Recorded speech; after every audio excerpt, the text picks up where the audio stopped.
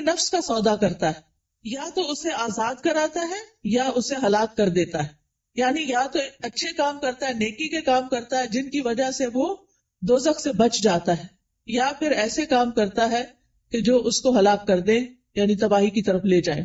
اب میں چند کام جو صبح سے رات تک کرنے چاہیے، جو ہمیں سنت سے پتہ چلتے ہیں، ان میں سے ایک ایک کا ذکر کروں گی، اور آپ اس کو سن کر اپنا جائزہ لیتے جائیے اور میرے ساتھ شیئر بھی کیجیے کہ کیا آپ یہ کرتے ہیں یا آپ کو کرنے کی ضرورت ہے. سب سے پہلی چیز کہ جو ہی ہماری آنکھ کھلے ہمیں کیا کرنا چاہیے؟ دعا پڑھنی چاہیے. کس کس کو یہ دعا آتی؟ الحمدللہ. لیکن سب کو نہیں آتی. میری گزارش ہوگی سب بہنوں سے کہ اس دعا کو خود بھی سیکھیں اور اپنے بچوں کو بھی سکھائیں. وہ دعا کیا ہے؟ الحمدللہ الذی احیانا بعد ما اماتنا والیہ النشور. اور ایک اور دعا بھی ہے، اگر وہ بھی آتی ہے تو ٹھیک، نہیں تو وہ بھی اچھا ہے. الحمدللہ الذی رد علی روحی واذن لی بذکرہ. اللہ کا شکر ہے جس نے میری روح لوٹا دی اور مجھے اپنے ذکر کی اجازت دے دی، کہ مجھے توفیق دے دی. کیونکہ آپ دیکھیں کتنے ہی لوگ ہیں جو سوتے ہیں تو پھر جاگتے نہیں. ابھی ریسنٹلی میری ایک بہت عزیز ساتھی کے ہسبینڈ کا انتقال ہوا ہے. وہ صبح اٹھے ہیں، فجر کے وقت نماز پڑھی ہے، اپنے معمولات کیے ہیں، پھر اشراق پڑھی ہے اور دوبارہ آرام کرنے کے لیے لیٹ گئے. ہم میں سے اکثر لوگ یہ کرتے ہیں نا، راتیں چھوٹی ہوتی ہیں، موسم بھی گرم ہوتا ہے، رات کو سوتے ہوئے دیر ہو جاتی ہے، تو انسان پھر کیا کرتا ہے، اٹھنے کے بعد پھر لیٹ جاتا ہے. اور وہ اسی طرح لیٹ گئے ہیں لیکن پھر دوبارہ نہیں اٹھے. ہمیں سے کسی کو نہیں پتا کہ جب وہ سوئے گا تو دوبارہ اٹھے گا یا نہیں. اس لیے معمول بنا لیجئے کہ ذکر کر کے سونا ہے اور اٹھتے ہوئے بھی اللہ کا شکر ادا کرنا ہے کہ اس نے ہماری روح، ہماری جان ہمیں واپس لوٹا دی. تو دن کا آغاز اللہ کی حمد و ثنا، اللہ کی تعریف، اور اس بات کے ساتھ وَإِلَيْهِ النُّشُورِ کہ واپس جانا ہے. ہماری واپسی بھی اللہ کی طرف سے. جس نے ہمیں زندہ کیا، پیدا کیا، وہی ہمیں موت دے گا. پھر آپ دیکھیے کہ اس کے ساتھ ہمیں یہ بھی یاد رکھنا چاہیے کہ کائنات کی ہر چیز تسبیح کر رہی ہے اللہ کی، اللہ کی تعریف بیان کر رہی ہے. قیامت کے دن سب سے افضل بندے وہ ہوں گے جو کثرت سے اللہ کی تعریف کرتے ہیں، حمادون ان کو کہتے ہیں. اور ایک دفعہ الحمدللہ کہنا میزان کو نیکیوں سے بھر دیتا ہے. یعنی صبح صبح اب ہم الحمدللہ کہیں تو گویا ہم نے اپنے لیے ایک بہت بڑا ذخیرہ نیکیوں کا اکٹھا کر لیا. اور ویسے بھی شکر ادا کرنا جو ہے وہ اللہ تعالیٰ کو بہت پسند ہے. پھر آپ دیکھیں کہ جب یہ کہتا ہے نا کہ وَإِلَيْهِ النُّشُورِ کہ دوبارہ اسی کی طرف جی اٹھنا ہے، تو قبر سے بھی اٹھنا ایسا ہی ہے جیسے کوئی بستر سے اٹھتا ہے. کسی کو اچھے خواب آتے ہیں وہاں اور کسی کو نہیں آتے. قبر میں بھی کچھ لوگ تو خوشحال ہوں گے اور کچھ لوگ برے حال میں ہوں گے. بہرحال قیامت کے دن سب کو اٹھنا ہوگا. تو انسان موت کو یاد کرتے ہوئے، اپنے مقصد کو سامنے رکھتے ہوئے کہ واپسی بھی ہے، اس طرح دن کا آغاز کرے تاکہ اچھے سے آغاز کرے. اس کے بعد سب سے پہلا کام آپ کیا کریں گے؟ بیڈ ٹی پیئیں یا کچھ اور کریں گے؟ نماز فجر. نماز فجر اسی وقت پڑھیں گے جب آپ فجر کے لیے اٹھیں گے. جو لوگ اس وقت نہیں اٹھتے وہ بہت بڑا نقصان کر لیتے ہیں. لہذا دن کا آغاز فجر کی نماز سے. فجر کی نماز پہلی نماز ہے صبح کی، اس کی بڑی امپورٹنس ہے. اللہ تعالیٰ نے بندوں پر 5 نمازیں فرض کی ہیں، اور رسول اللہ صلی اللہ علیہ وسلم نے فرمایا جس نے انہیں ادا کیا اور ان کا حق ہلکا سمجھتے ہوئے ان میں سے کچھ ضائع نہ کیا، تو اللہ تعالیٰ کا اس کے لیے قیامت کے دن یہ عہد ہے کہ اس کو جنت میں داخل فرمائے. اور جس نے ان کو ادا کیا مگر ان کا حق ہلکا سمجھتے ہوئے، معمولی چیز سمجھتے ہوئے نماز کو ان میں سے کچھ ضائع کر دیا، تو اللہ کا کوئی وعدہ نہیں، چاہے تو عذاب دے چاہے تو معاف کر دے. تو اس لیے دن کا آغاز اللہ کی نافرمانی سے نہیں کرنا. کس سے کرنا؟ فرما برداری سے. اور فرما برداری میں پہلی فرما برداری نماز. پہلا سوال قیامت کے دن نماز کا ہوگا. اگر اسی ٹیسٹ میں فیل ہو گئے تو آگے اور مشکلات ہو جائیں گی. اللہ سبحانہ وتعالی دن میں 2 بار فرشتوں سے بندوں کی نماز کے بارے میں خبر لیتے ہیں، ایک فجر اور ایک عصر. وہ پوچھتے ہیں جب تم گئے تھے ان کے پاس تو کیا کر رہے تھے؟ فرشتے بتاتے ہیں وہ نماز پڑھ رہے تھے. جب تم نکلے تو کیا کر رہے تھے؟ کیونکہ عصر اور فجر میں شفٹ چینج ہوتی ہے فرشتوں کی. عصر کے وقت رات کے فرشتے آ جاتے ہیں ڈیوٹی پر، اور فجر کے وقت دن کے فرشتے آ جاتے ہیں. تو وہ بتاتے ہیں کہ ہم نے انہیں اس حال میں چھوڑا کہ وہ نماز پڑھ رہے تھے، اور اس حال میں ان کے پاس پہنچے کہ وہ نماز پڑھ رہے تھے. فجر کی نماز کے بارے میں آتا ہے وہ آدمی ہرگز آگ میں نہیں جائے گا جس نے سورج نکلنے سے پہلے اور سورج کے غروب ہونے سے پہلے نماز پڑھی، یعنی فجر اور عصر۔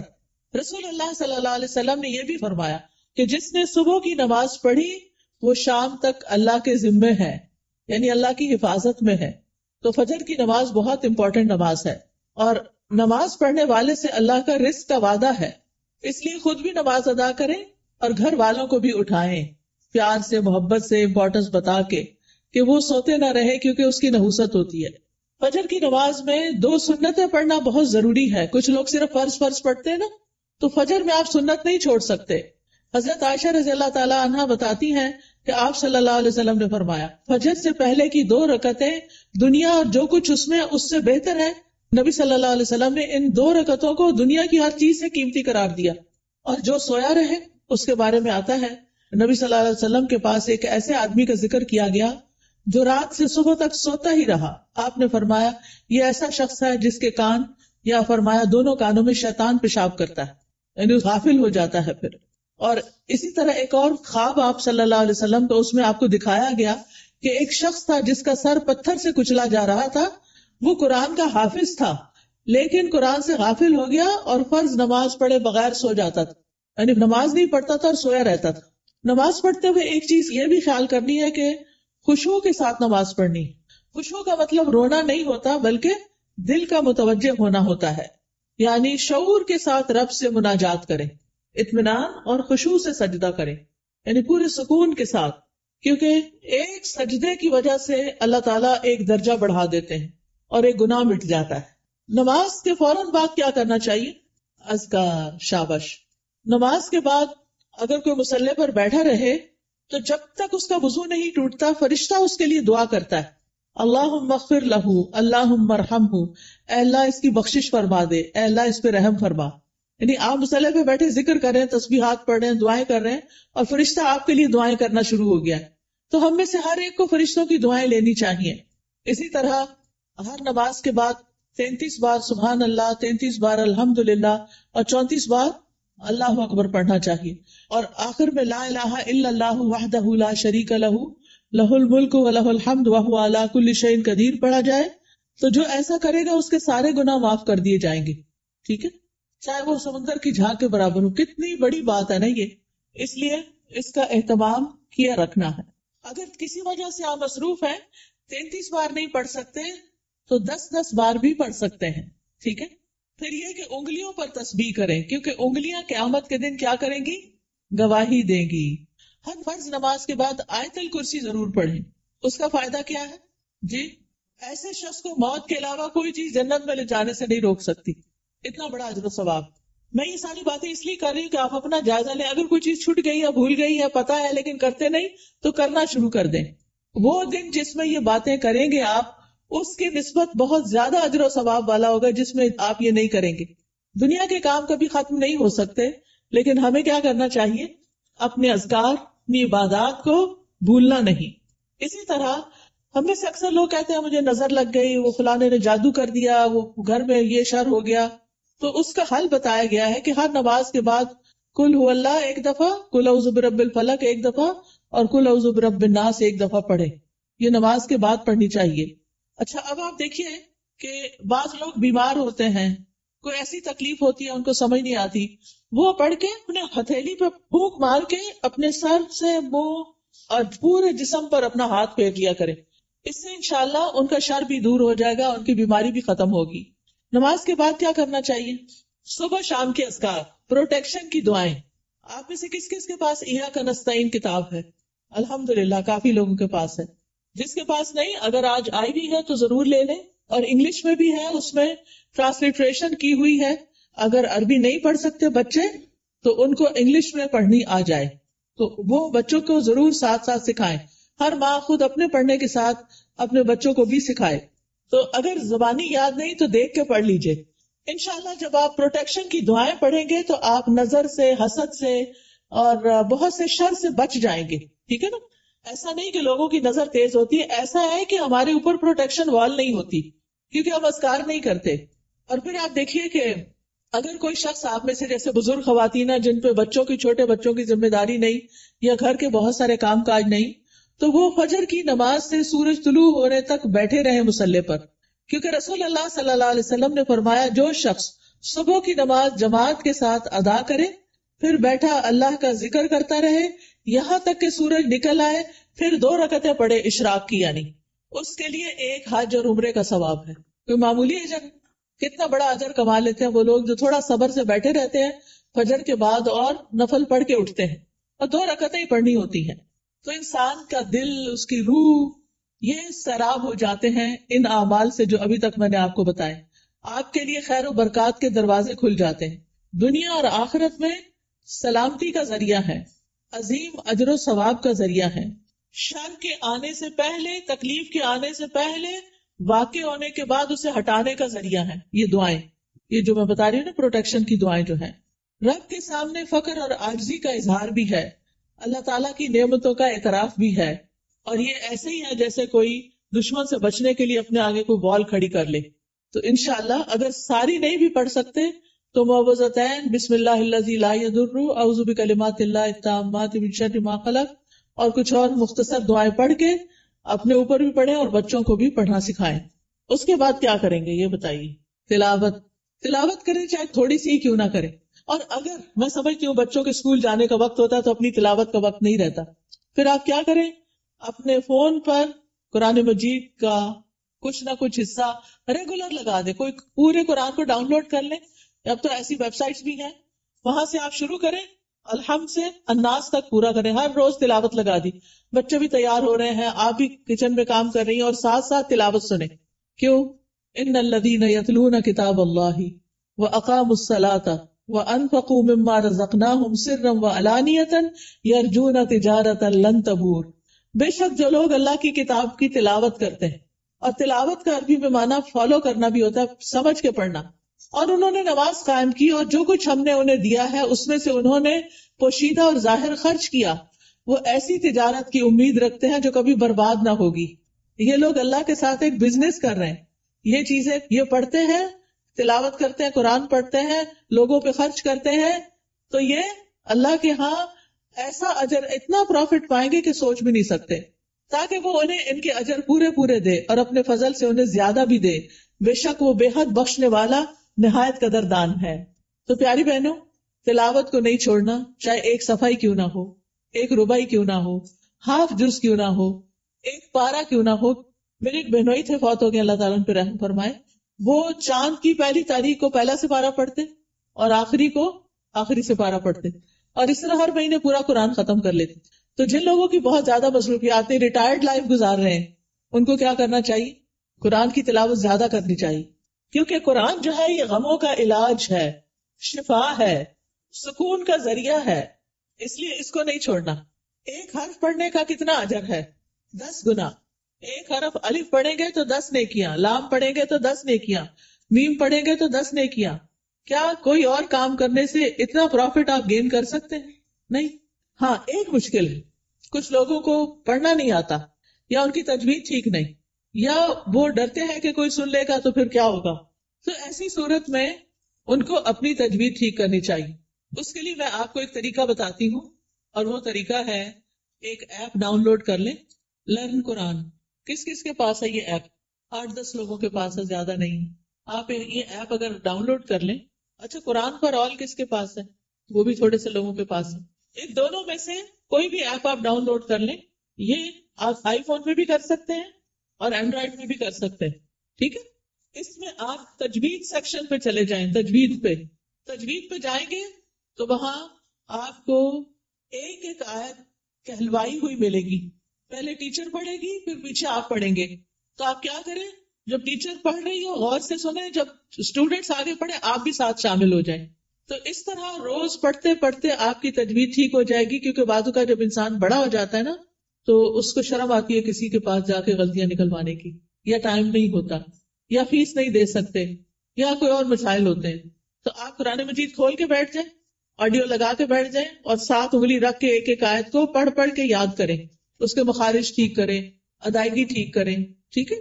جس گھر میں قرآن پڑھا جاتا ہو وہاں فرشتے حاضر ہوتے ہیں، ابو ہریرہ کہا کرتے تھے بے شک قرآن پڑھنے کی وجہ سے گھر اپنے رہنے والوں کے لیے کشادہ ہو جاتا ہے، اس میں فرشتے حاضر ہوتے ہیں، شیاطین اس گھر کو چھوڑ دیتے ہیں اور اس کی خیر و برکت بڑھ جاتی ہے.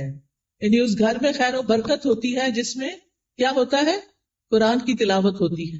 آج آپ دیکھیں ہمارے بچے ویڈیو گیمز کے پیچھے دیوانے ہیں، قرآن پڑھنے کے لیے تیار نہیں. ہم اپنے پیچھے کیا چھوڑ کے جا رہے ہیں؟ آپ کو پتا نا جب بچے قرآن پڑھتے تو ماں باپ کو بھی ثواب ملتا ہے کیونکہ انہوں نے ان کو پڑھوایا. لیکن اگر ہمارے بچے قرآن ہی نہیں پڑھ رہے تو مرنے کے بعد کون ہمارے لیے دعائیں کرے گا، کون ہمارے لیے کچھ کرے گا؟ تو اس لیے پیاری بہنوں، آپ ان کے لیے عملی نمونہ بنو، رول ماڈل بنو. آپ گھر میں ان کے بیچ میں بیٹھ کے تلاوت کرو، سیکھو. اگر نہیں تو انہیں بتایا میں اب دیکھو اس ایج میں سیکھ رہی ہوں، چلو ہم سب مل کے سیکھتے ہیں. ان کو بھی ساتھ بٹھا لیں، چھوٹی سی گھر میں کلاس بنا لیں، 2-3 بچے اور آپ خود بیٹھ جائیں. اگر آپ کے ہسبینڈ بھی ساتھ بیٹھ جائے تو بہت ہی اچھا ہے. اگر یہ نہیں ہوتا تو کوئی ٹیچر ہائر کریں جو گھر پہ آئے یا آپ اس کے پاس لے جائیں یا آن لائن پڑھائیں. لیکن اس فریضے سے آپ نے کوتاہی نہیں کرنی کہ بچوں کو قرآن سکھا کے جانا ہے دنیا سے. اور جس گھر میں قرآن نہیں پڑھا جاتا وہ اپنے رہنے والوں کے لیے تنگ ہوتا ہے، نحوست ہوتی ہے اس میں، فرشتے اس گھر کو چھوڑ دیتے ہیں، شیاطین آ جاتے ہیں اور اس گھر کی خیر و برکت کم ہو جاتی. تب ہمارے اوپر ہے نا، ہم کیا چاہتے ہیں؟ قرآن مجید صرف موبائل سے نہیں پڑھیں، وہ بھی ٹھیک ہے اگر نسخہ نہیں ہے آپ کے پاس، لیکن مصحف ہونا چاہیے. اور مصحف کو اپنے سرانے رکھا کریں. سرانے سے مطلب بیڈ سائڈ ٹیبل ہے نا، وہاں رکھا کریں، کیونکہ قبر میں بھی قرآن سرانے کی طرف سے آئے گا اور بچائے گا. اگر دنیا میں ساتھ نہیں رکھا نا، قبر میں نہیں آئے گا. سمجھ آ گئی بات؟ تو ابھی سے اس کو پاس رکھے، ساتھی بنائے، تاکہ قبر میں بھی وہ آپ کے ساتھ ہو. حدیث میں آتا ہے آدمی کو جب اس کی قبر میں لایا جاتا ہے تو فرشتہ اس کے سر کی طرف سے عذاب دینے کے لیے آتا ہے. تو تلاوت قرآن اسے دور کر دیتی ہے. قبر میں عذاب نہیں دینے دیتے، وہ کہتے پیچھے جاؤ. جب فرشتہ سامنے آتا ہے تو صدقہ اسے دھکیل دیتا ہے. جب پاؤں کی طرف آتا ہے تو مساجد کی طرف جانا اس کو دھکیل دیتا ہے. ٹھیک ہے.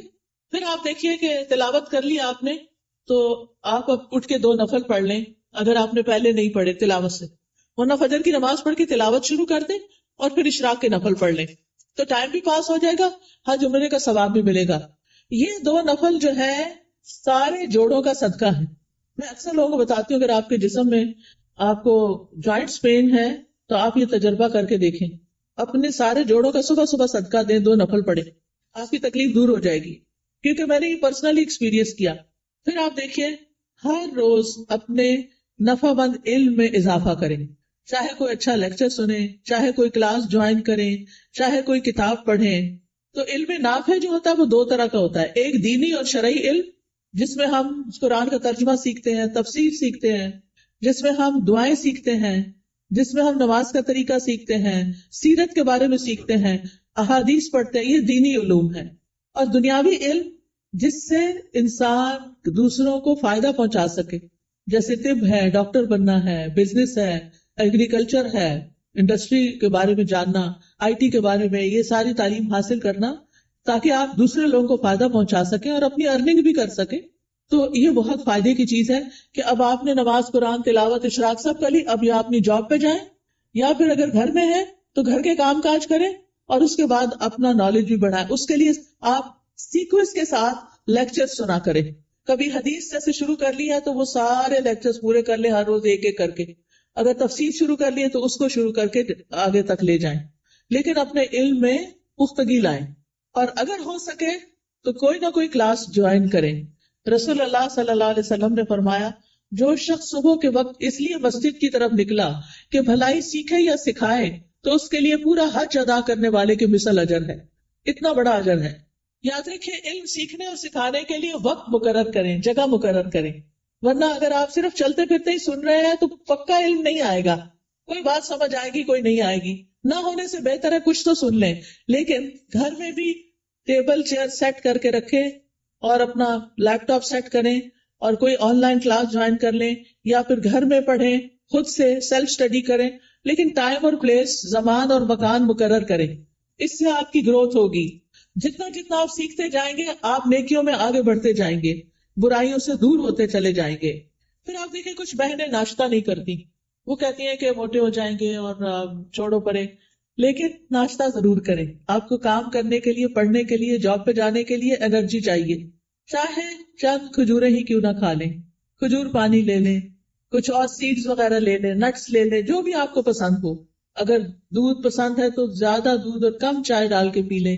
بہت سے لوگ صرف کافی پی لیتے ہیں، تو وہ درست نہیں کہ آپ اپنے آپ کو صرف ایسی چیزوں پر کہ جو آپ کے اندر کیفین ڈالے اور آپ صرف اس کی وجہ سے ایکٹیو اور غذائیت نہ ہو، تو آپ دیکھیے کہ پھر آپ سے بہت سے کام ہو نہیں پاتے، آپ جلدی تھک جاتے ہیں. تو اس کو بھی بچائیے. اپنے جسم کی حفاظت بھی عبادت ہے، ٹھیک ہے نا؟ جسم کی حفاظت بھی عبادت ہے. یہ نہیں کہ سب کی ٹیک کیئر کرتے کرتے اپنے آپ کو بلا کے رکھ دیں اور پھر کسی کام کے نہ رہے، نمازیں بھی بیٹھ کے شروع کر دیں. یہ نہیں ہونا چاہیے. پھر آپ دیکھیے کہ کھانا کھانا بھی عبادت ہے. بسم اللہ پڑھ کر کھائیں، بیٹھ کر کھائیں. میں نے دیکھا ہے کہ بعض اوقات لوگ اس بات کی پرواہ نہیں کرتے، چلتے پھرتے کھا رہے ہوتے. خاص طور پر مائیں کچن میں کام کر رہی ہیں، اپنا ناشتہ رکھ لیا، ادھر سے ایک نوالا لیا، ادھر کام کیا. یہ درست نہیں. آپ کے بچے بھی یہی کریں گے. چھوٹے بچوں کو بھی میں نے دیکھا وہی بھاگتے دوڑتے کھا رہے ہوتے ہیں. یہ درست طریقہ نہیں ہے. سنت طریقے سے کھائیں، کھانا عبادت ہو جائے گا. پھر دائیں ہاتھ سے کھائیں اور پیئیں. ہر گھونٹ پہ الحمدللہ کہیں. پھر کھانا کھا کر بھی دعا کریں. کس کس کو آتی ہے دعا؟ پڑھیں مل کے ذرا کھانا کھانے کی. الحمدللہ. کچھ لوگوں کے ہونٹ نہیں ہلے، یا تو دعا نہیں آتی یا بخل کیا انہوں نے پڑھنے میں. اگر نہیں آتی تو کوئی حرج نہیں، سیکھ لیں، آپ کا دن عبادت بن جائے گا. ہمارے دین میں صرف نماز پڑھنا عبادت نہیں. ہم نے ابھی آیت میں کیا سنا؟ نماز پڑھو اور نیکی کرو. وہ کون سی نیکی ہے جو نماز کے علاوہ ہیں؟ وہ یہی نیکیاں ہیں. اپنی کیئر کرنا بھی نیکی ہے، اور بسم اللہ پڑھ کے کھانا بھی نیکی ہے، الحمدللہ کہنا بھی نیکی ہے. جو بندہ پانی پی کر الحمدللہ کہتا ہے، اللہ اسے راضی ہو جاتا ہے، خوش ہو جاتا ہے. کہ یہ مشکل کام تو نہیں اللہ کو راضی کرنا، بشرطے کہ ہمارے کچھ آداب اور مینرز ایسے ہوں. صبح صبح اپنے آپ سے سیلف ٹاک کیا کریں اور کہا کریں میری ساری زندگی میرے رب کے لیے، میں اللہ کی بندی ہوں، اللہ کی فرما بردار بنوں گی، اللہ کا حکم مانوں گی، اللہ کو راضی کروں گی. اپنے آپ سے یہ باتیں کیا کریں. میں ہر کام اللہ کی پسند کا کیا کروں گی، کیونکہ جو آپ سوچتے ہیں آپ بولتے ہیں پھر وہ کرتے بھی ہیں. ٹھیک ہے نا؟ کیونکہ ہمارے دل میں کیا ہوتا ہے، فلاں کیا کہے گا، اس کو خوش کرنا، اس کو راضی کرنا، فلانا کام کرنا، فلانا. ٹھیک ہے وہ سب کریں، لیکن اپنا خیال بھی رکھیں. ہم نماز پڑھ کے بھی عبادت کرتے ہیں، ہم مخلوق کا خیال رکھ کے بھی عبادت کر رہے ہوتے ہیں، اور ہم اپنی عادات کو اچھا بنا کے بھی عبادت کر رہے ہوتے ہیں. تو ہمیں اپنا ایمان بھی بڑھانا ہے، اور ایمان بڑھانے والا ماحول بھی قائم کرنا ہے. اپنے گھر کا ماحول، اپنے سوشل سرکل کا ماحول ایمان بڑھانے والا. آپ ایسے لوگوں سے ملیں جن سے ملنے کے بعد آپ کا ایمان اوپر جائے، اور ان لوگوں سے ذرا دور رہیں، اسپیس دیں جن سے مل کے آپ کی طبیعت خراب ہوتی ہے اور وہ ایسی غیبت کرتے ہیں کہ آپ کا ایمان خراب کر دیتے ہیں. کیونکہ میں نے دیکھا ہے کہ بہت دفعہ خواتین سب بچے وغیرہ اسکول گئے، ہسبینڈ آفس گئے، اب کیا شروع ہو گئے، موقع مل گیا ان سب کی شکایتیں کرنے کا. کبھی اماں کو شکایت لگا رہے ہیں، کبھی دوست کو لگا رہے ہیں. روزانہ کی روٹین. کچھ لوگوں کو تو ہمیں فون کرنا ہی ہوتا ہے کہ ہمارے دوست ہوتے ہیں، آ نہیں سکتے، ہم جا نہیں سکتے، تو ہم فون پہ باتیں کرتے ہیں.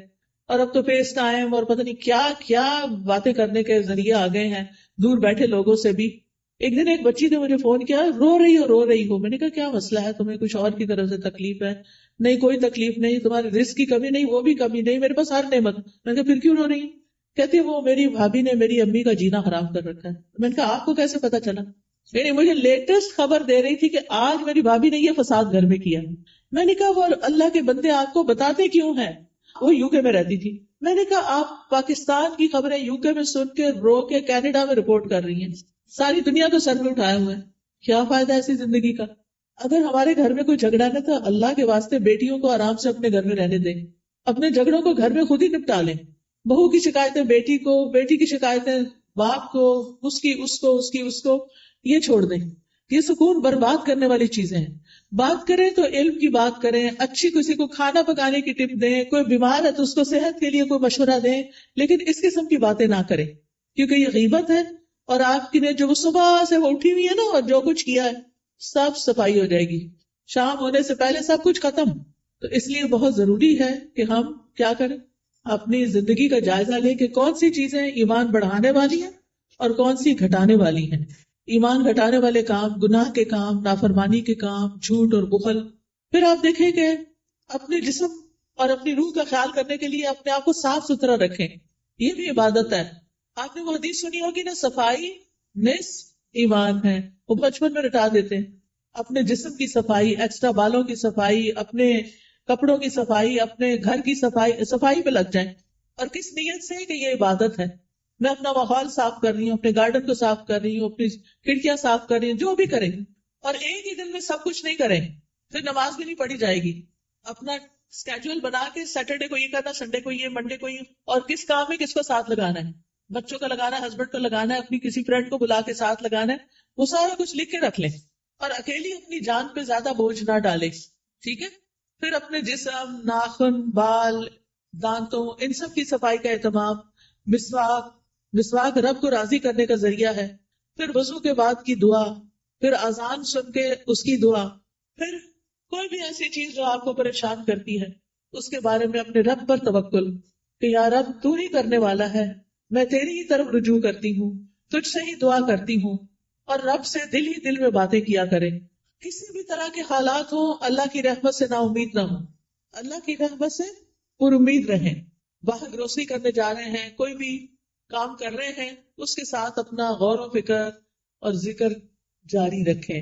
تمام دن اللہ کے ذکر سے اپنی زبان کو تر رکھے. یعنی دنیا کے کام کرتے ہوئے جب زبان یعنی کہ خالی ہے، کچھ بھی بولنے کو نہیں، تو اللہ کا ذکر دل ہی دل میں اور زبان سے کرتے رہے، کیونکہ اس میں آپ کے دل میں سکون رہے گا، آپ کی روح سرشار رہے گی. ایک دفعہ سبحان اللہ اور الحمدللہ کہنے سے زمین آسمان بھر جاتا ہے. اور یہاں پر کچھ کارڈز بھی ہم آپ کے لیے لائے ہیں جن میں اذکار ہیں، تو اپنے کام کاج سے فارغ ہو کے آپ وہ ذکر کر سکتے ہیں، جیسے یہ تسبیحات ہیں. پھر اسی طرح اگر آپ کو رزق کی تنگی ہے تو یہ رزق میں کشادگی کے لیے دعائیں ہیں. پھر اگر کسی اہم کام میں آپ کو مشورہ کرنا تو یہ استخارہ ہے، استخارہ کیسے کریں اور اس کی دعا.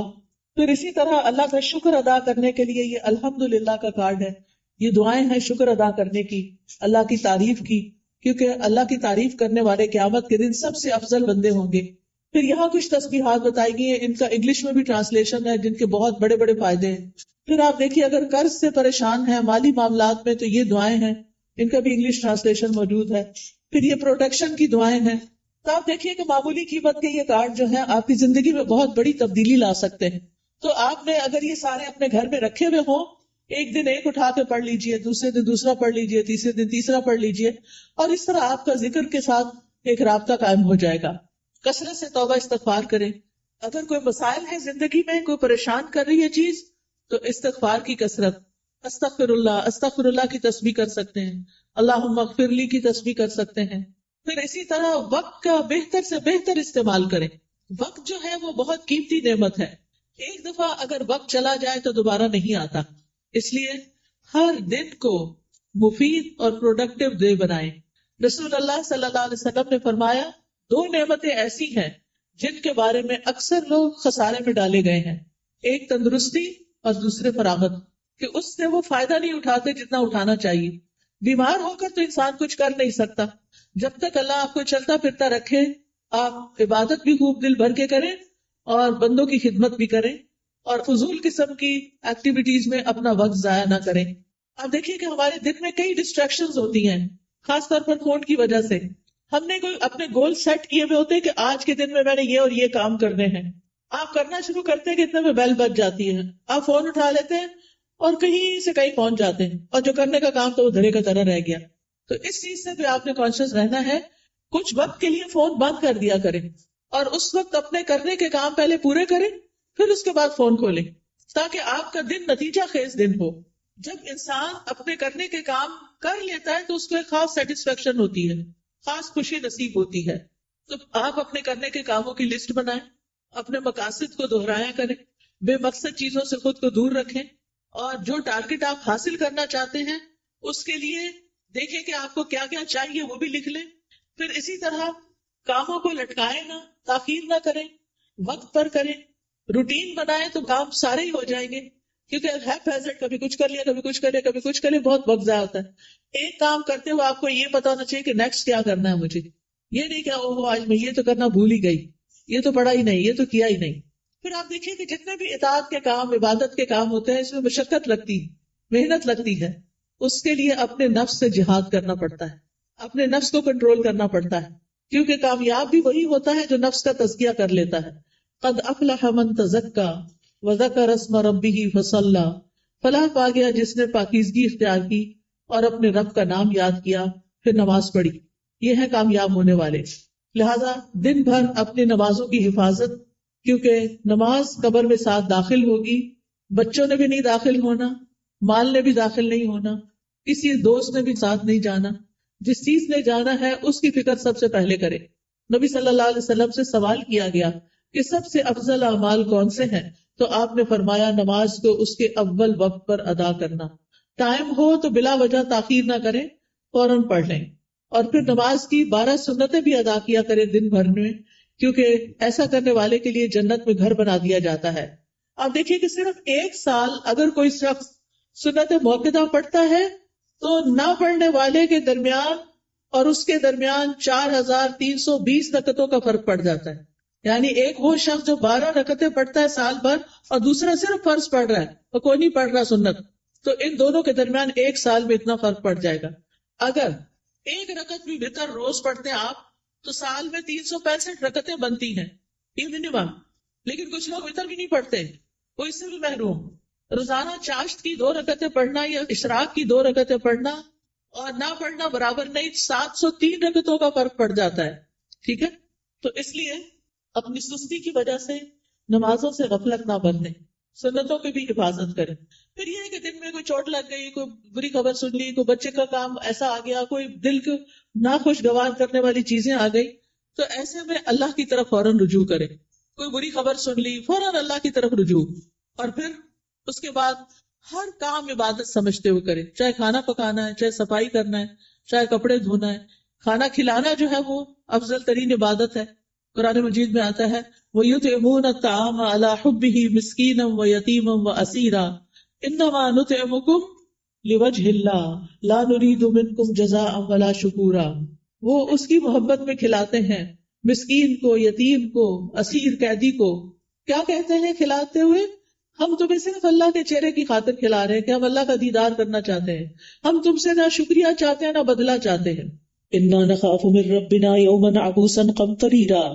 بے شک ہم اپنے رب سے اس دن کے بارے میں ڈرتے ہیں جو تیوری چڑھانے والا نہایت سخت ہوگا. تو ان کے ساتھ کیا معاملہ ہوگا؟ اللہ بھی ان کو قیامت کے دن کی مشقتوں سے بچا لے گا اور ان کو خوشی اور تر و تازگی ملے گی. فَوَقَاهُمُ اللَّهُ شَرَّ ذَلِكَ الْيَوْمِ وَلَقَّاهُمْ نَضْرَةً وَسُرُورًا. تو اس لیے کھانا گھر والوں کو بھی پکا کے کھلائیں یا مہمانوں کے لیے پکائیں تو خوشی خوشی پکائیں، احسان نہ جتائیں اور ضائع نہ کریں. کپڑے دھونا، نہانا، بچوں کو نہلانا، گھر صاف کرنا، یہ سب صفائی اور طہارت کے اہتمام ہیں، یہ ایمان کو مکمل کرتے ہیں. پھر آپ دیکھیے کہ نیکیوں کے کام میں سستی نہیں کرنی. نیکی کا کوئی بھی کام، آپ کی دوست نے فون کر دیا کہ فلاں شخص بیمار ہے، غریب ہے، اس کے لیے مدد کرنی ہے، آپ بھی اپنا کچھ حصہ ڈال دیا، صدقہ کر دیا. تو نیکی کے ہر کام میں حصہ ڈالا کرے. حضرت ابوبکر کے بارے میں آتا ہے نبی صلی اللہ علیہ وسلم کی مجلس میں لوگ بیٹھے ہوئے تھے، آپ نے پوچھا آج تم میں سے کس نے روزے کی حالت میں صبح کی ہے؟ حضرت ابوبکر رضی اللہ عنہ نے عرض کیا میں نے. آپ نے پوچھا آج کس نے مریض کی عادت کی؟ انہوں نے کہا میں نے. آپ نے پوچھا تم میں سے جنازے میں کس نے شرکت کی؟ انہوں نے کہا میں نے. آپ نے پوچھا کس نے مسکین کو آج کھانا کھلایا؟ تو ابوبکر کہتے ہیں میں نے رضی اللہ عنہ. تو نبی صلی اللہ علیہ وسلم نے فرمایا جب کسی شخص کے لیے ایک ہی دن میں یہ خصلتیں جمع ہو جائیں وہ جنت میں ضرور داخل ہوگا. یہ جنت میں جانے والے کام. اچھا ہمیں پتہ چلتا رہتا ہے کوئی بیمار ہے، جب کہتے ہیں اللہ اس کو شفا دے، بس ادھر ہی بیٹھ گئے، خبر نہیں لیتے. ہمیں پتا ہوتا ہے کہ کوئی بھوکا ہے یا نہیں کھانا پکا سکتا یا کھا سکتا، ہم کر سکتے ہیں تو ہم توجہ نہیں کرتے. ہم راشن کا انتظام کر سکتے، ہم کسی بھی طرح مدد کر سکتے ہیں، لیکن اس کی طرف توجہ کرنے کی ضرورت ہے. پھر اللہ کی نافرمانی سے بچیں، جہنم کو سامنے رکھتے ہوئے گناہوں سے بچیں. یعنی صرف نیکی کے کام کرنا کافی نہیں، گناہوں سے بچنا بھی بڑا ضروری ہے. پھر لوگوں کے ساتھ معاملہ کرتے ہوئے اچھے اخلاق سے پیش آئیں. سب سے پہلا حق آپ کے اوپر والدین کا ہے. زندہ ہیں تو ان کی زیارت کو جائیں، ان سے بات کریں، ان کے لیے دعائیں کریں، ملاقات کریں تو ان کی پیشانی چومیں، ہاتھ چومیں، کیونکہ والدین سب سے زیادہ حسن سلوک کے مستحق ہیں. نماز میں ان کے لیے دعائیں کریں. فوت ہو گئے ہیں تو ان کے لیے دعا کے علاوہ صدقہ کیا کریں. گھر والوں کے لیے باعث خیر بنے، اپنے گھر والوں کو آگ سے بچائیں، ان کو نیکی اور دین کی طرف لا کر. پھر اسی طرح جہاں بھی بیٹھے خیر پھیلانے والے بنے، دوسروں کا بھلا کرنے والے، دوسروں کو فائدہ پہنچانے والے. کسی کو کوئی اچھا مشورہ دے دینا، کسی کا کوئی دل ہلکا کر دینا، کسی کو کوئی کسی چیز کے بارے میں رہنمائی کر دینا، علم سکھانا. آپ دیکھیے کہ بعض اوقات علم سکھانا مال خرچ کرنے سے بھی افضل ہے. کیوں؟ اس لیے کہ مال خرچ کرنے سے ختم ہو جاتا ہے اور علم سکھانے سے بڑھ جاتا ہے اور پکا ہو جاتا ہے. اس لیے چاہے اپنے بچوں کو سکھائیں، چاہے اپنے بہن بھائیوں کو کچھ نہ کچھ چھوٹا موٹا کنٹریبیوشن کرتے رہا کریں. جو اچھی باتیں آپ کو پتہ چلی ہیں وہ دوسروں کو بھی بتائیں. اس کے لیے آپ کے گھر میں کتابیں ہونی چاہیے, آپ کو کوئی نہ کوئی کلاس جوائن کرنی چاہیے تاکہ آپ سیکھیں اور سکھائیں. اس کے لیے کوئی بہت پی ایچ ڈی کرنے کی ضرورت نہیں ہوتی, وہ چند لوگ بھی کر لے تو کافی ہو جاتے ہیں. باقی لوگ روز مرہ کی چھوٹی چھوٹی چیزیں, اور خاص طور پر خواتین اپنے بچوں کی تربیت کرتے ہوئے ان کو آداب اور مینر اور اخلاق سکھائیں گے تو یہ بہت بڑی کنٹریبیوشن ہوگی, وہ آپ کے لیے صدقہ جاریہ بنے گی. تو لوگوں کے ساتھ اچھے اخلاق سے پیش آئیں. ابن قیم کہتے ہیں آدمی کی برکت یہ ہے کہ وہ جہاں بھی مقیم ہو خیر کی تعلیم دے, خیر پھیلائے. تو اچھے اخلاق سے بھی انسان خیر پھیلا رہا ہوتا ہے. پھر اسی طرح دور بار ریلیٹیوز کی خبر گیری کرنا, پڑوسیوں کی خبر گیری کرنا, مریضوں کی خبر گیری کرنا, ملاقات کے وقت سلام کرنا, اپنے آس پاس کے لوگوں کا ہاتھ بٹانا, ان کے ساتھ تعاون کرنا. گھر میں اگر آپ کے علاوہ اور لوگ رہتے ہیں, اگر آپ بچے اور والدین ہیں تو ان کے کاموں میں ان کا ہاتھ بٹانا, کسی رشتے دار کو ڈرائیو کر کے ہاسپٹل تک لے جانا. یعنی چھوٹے چھوٹے کام ہیں جن میں آپ دوسروں کے لیے خیر اور بھلائی کا باعث بنے. کسی پر خرچ کرنا, اپنے عزیزوں پیاروں کو تحفے تحائف دینا, یہ سارے نیکی اور خیر کے کام ہیں جو آپ کے دن کو افضل بنا دیتے ہیں. پھر زبان کی حفاظت, یہ بڑی ضروری ہے کیونکہ جو بات بھی ہم کرتے فرشتے لکھ لیتے. تو فضول باتیں نہیں کرنی کیونکہ ہماری انرجی ضائع ہوتی ہے اس میں بھی. کام کی بات کرنی ہے. انسان کے اسلام کا حسن یہ ہے کہ بیکار باتوں سے کنارہ کشی کرے. نبی صلی اللہ علیہ وسلم نے فرمایا خوشخبری ہے اس کے لیے جس نے اپنی زبان پہ قابو پا لیا اور اسے اس کے گھر نے گنجائش دی اور وہ اپنے گناہ پہ رویا. یعنی اس کا گھر اس کے لیے کافی ہو گیا, اس کے لیے سہولت ہے اس میں, اور فضول باتیں نہیں کرتا. کیلوں کال چھوڑ دینا چاہیے. ہی سیڈ, شی سیڈ, یہ کہا گیا, فلاں نے یہ کیا, اس نے وہ, اس سے بہت سے فساد پھیلتے ہیں. مغیرہ بن شعبہ کہتے ہیں نبی صلی اللہ علیہ وسلم نے فرمایا بے شک اللہ تعالیٰ تمہارے لیے 3 باتیں پسند نہیں کرتا. بلا وجہ کی گپ شپ, بیکار کی باتیں اللہ کو پسند نہیں. مال ضائع کرنا, اور اس میں بازو کا ایکسٹرا ٹیشو استعمال کرنا, ٹیپ کھول کے باتوں میں لگ جانا اور پانی ضائع کرنا, بلا وجہ بتیاں جلا کے رکھنا, بیکار میں ادھر ادھر گھومنا, گاڑی کا گیس ختم کرنا. یعنی چھوٹی چھوٹی چیزوں میں بچت کرنی چاہیے. پھر اسی طرح یہ ہے کہ کسی کو زبان سے اذیت نہیں دینی چاہیے, کثرت سے صدقہ کرنا چاہیے, فقراء مساکین کا خیال کرنا چاہیے. پھر ایک اور بات یہ کہ غصے اور ناراضگی سے بچنا چاہیے. قرآن مجید میں جنت میں جانے والوں کی جو خوبیاں بتائی گئی ہیں وہ کیا ہے؟ وَالْكَاظِمِينَ الْغَيْظَ وَالْعَافِينَ عَنِ النَّاسِ وَاللَّهُ يُحِبُّ الْمُحْسِنِينَ. وہ غصہ پی جانے والے ہوتے ہیں,